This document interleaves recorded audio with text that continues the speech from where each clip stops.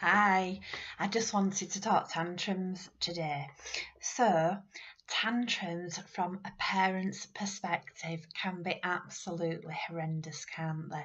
I know this from personal experience because two of my boys had the most horrific tantrums, and they have the power to disempower you. They make you feel totally overwhelmed, not in control of the situation at all, helpless, embarrassed if you're out and about and everybody's looking at you, and you just know that they're thinking that you can't manage the situation and that you could have a really badly behaved child. And you know that's really not the case at all. They don't understand. If they're thinking that you've got a really bad behaved child, they don't understand why that child's tantruming. So you've really got to just try and ignore that, because I'm going to tell you why the tantrum to help you understand, and it'll help you deal with tantrums. So it can happen for a number of reasons, can't it? It can be from trying to strap them in the car seat, to being out and about and them wanting a toy or some sweets, or getting dressed. They don't want to put on what you've put out for them, or they don't want to eat what you've given them. Even when you're in your own home, you can feel totally powerless and out of control, and just plain fed up. And especially if you're really tired or you've had a day full of tantrums, it's really, really difficult for the tantrums not to push your buttons, isn't it? You just feel like you're going to explode, your head's going to go. And quite often we do, don't we? Because we're only human, and parenting doesn't come with instructions. There's no instruction booklet. You don't always know what to do. It's a massive, huge learning curve. And you know what worked with one of your children may not work with the other one, or quite likely won't work with the other one. So it's all about trying it all out, isn't it, and seeing what works for you. And I remember one time my son went through a phase where if he was hungry, he wanted his dinner like that, and he couldn't understand why the cooker wouldn't cook his food quickly so that he could eat his meal. And this really used to annoy me because as a mum of three children, I'd be doing other things. I'd be multitasking, as they say, and he used to start carrying on, and I used to try to explain to him, and he didn't understand, and he used to get worse.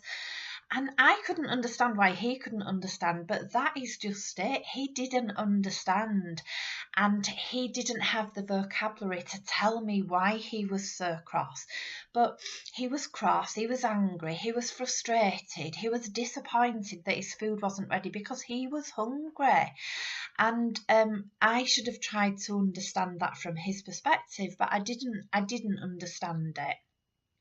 So when the tantrum, it's because they're frustrated about something, or they are or, or it's a loss of something, a disappointment, or something like that, or they're really cross and annoyed, and it's an emotional pain that needs dealing with. They need some sympathy and understanding, and because all these stress hormones are flooding the brain, and they don't know what to do with them, and they need you to help them calm down and stay calm. And they probably don't even understand the feelings that they're having. So even if they could say frustrated to you, they probably don't understand the feeling that means they're frustrated. So it's really, really difficult for them. And all these hormones, like I say, are going round in the head and causing all this feeling, and they're just, they don't know. So it's worth bearing that in mind, that it is difficult for them.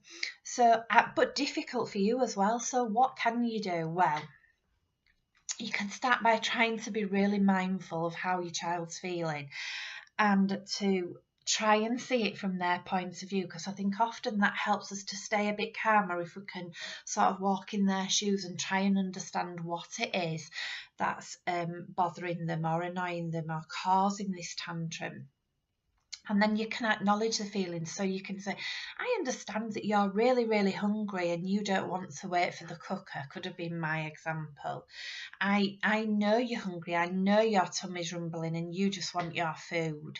So, try acknowledge the feelings. Or if somebody's taken the toy, or if they want a toy, try acknowledge the situation as it is.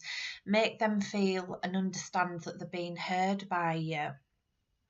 And then try preempt things that might cause a tantrum. So, for example, if you know that they're tired and you know that when they're tired they are prone to tantruming, or when they're hungry, or whatever it is that causes tantrums in your child, try preempt it and try not put yourself in that situation so easily. But once the tantrum starts, you've lost it. You've no chance of calming them down. So if you're out and about and you're sort of saying, shh, stop it, or pack it in, you shouldn't be doing this, or trying to reason with them. Once they've gone through that stage and all those hormones are flooding their brain and they're going like that, you are not going to silence them, and they are not going to listen to reasoning, that's for sure. You probably have worked that one out. They won't. So you've got to let it run its course. So if you're out and about, maybe it's just a case of removing your child quite calmly so that you don't feel that you're being watched and judged. It has to run its course. And it's about you keeping calm, really, isn't it, through it all, and not escalating the situation of the tantrum.